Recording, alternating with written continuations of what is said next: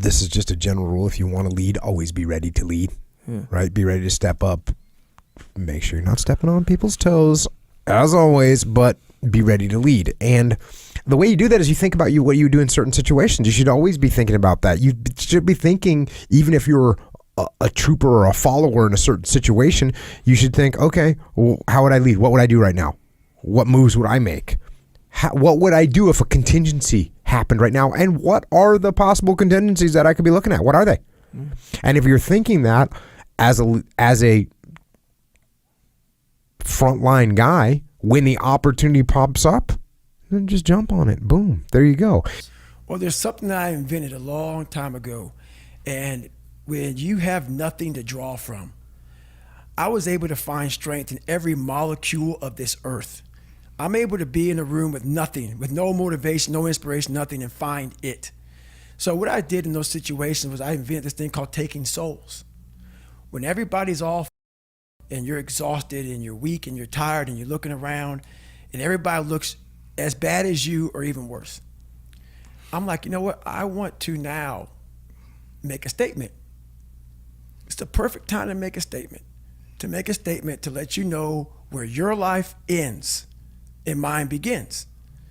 And so the statement there is, I muster up every bit of strength from their looks on their faces and how they feel, and how I'm going to now, from my childhood, where I came from, how I was the bottom of the barrel, I'm now amongst all these uncommon people. I'm now going to now make you feel like you're common.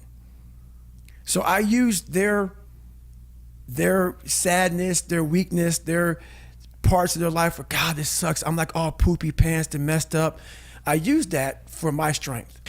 Then when it does happen, of course, you got to stay detached, because you want to make sure that you don't lead too far. You don't overstep your bounds and step on toes. So you got to be careful of that.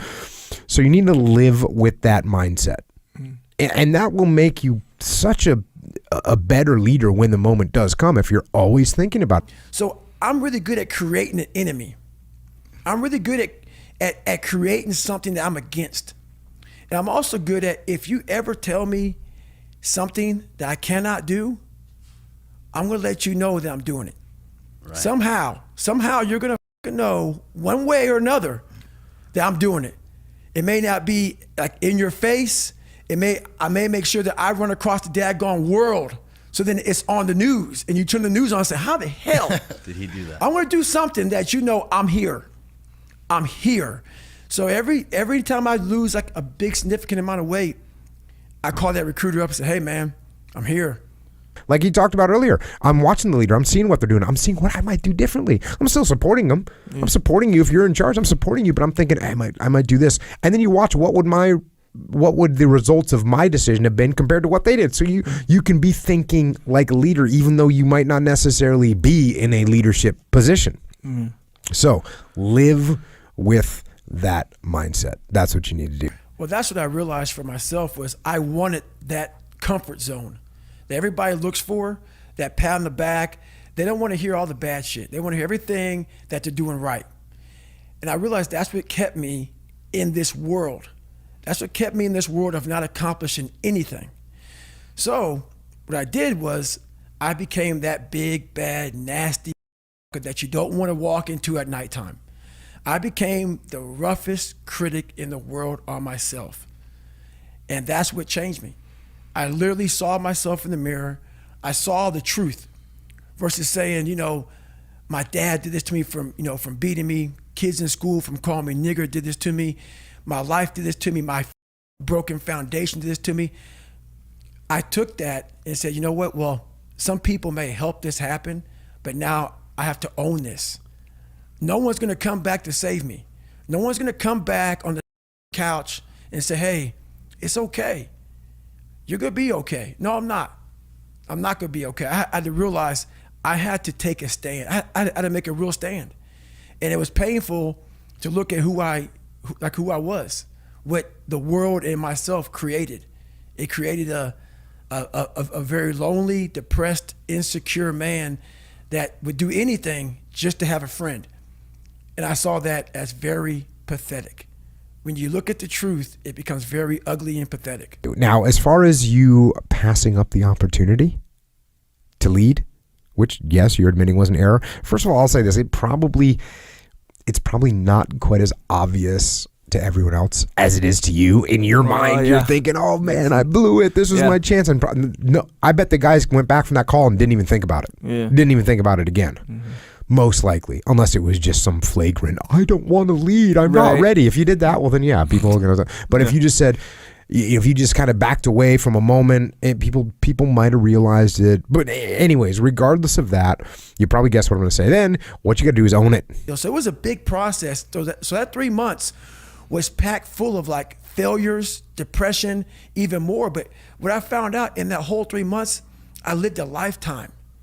In that 3 months, I started realizing if I can flip these insecurities upside down, if I can flip this fear, if I can flip all this shit that made me this depressed, insecure guy, if I can flip it and make it work for me versus against me, I started seeing the power in failure, the power in insecurity, the power in self-doubt. Because I looked at everybody, it may not be true, but that's how I looked at everybody as being way above me.